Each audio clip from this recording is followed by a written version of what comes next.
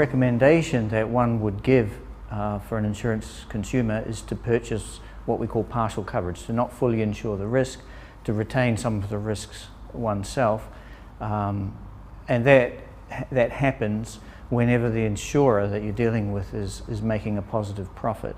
That's the indication that the insurance consumer should partially insure rather than fully.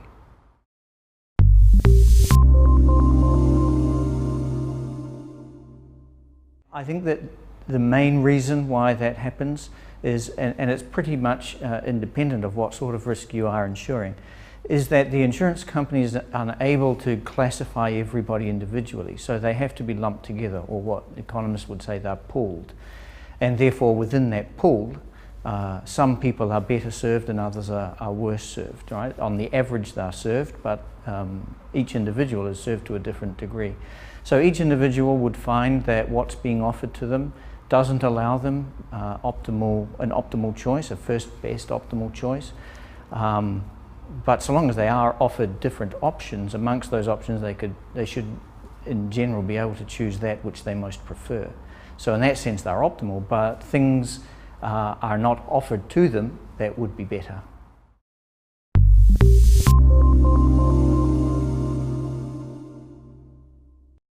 So bonus-malus contracts are a way in which people can classify themselves, right? So you can individualize your contract according to your loss history over time. So is this good or is this bad for a consumer, right? Well, at the outset it's good for everybody, okay?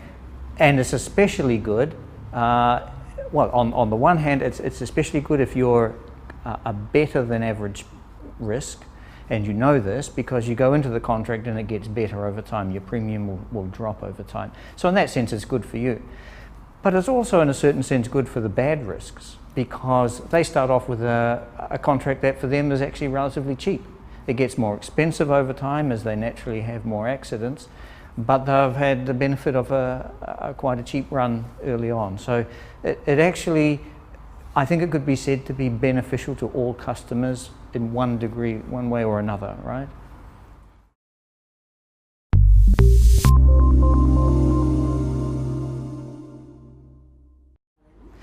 Yes, well, it is a good way in which insurance companies should be able to control fraud. Assuming that they want to reduce fraud, which is an assumption nevertheless, but I think it's probably quite valid. But above all, it's a way in which fraud hopefully should be able to be reduced without the additional cost of running audits over each claim, right? You don't need to run an audit system, which is costly to the insurer, if the bonus-malus environment itself is sufficient to control, at least to a certain degree, the amount of fraud happening.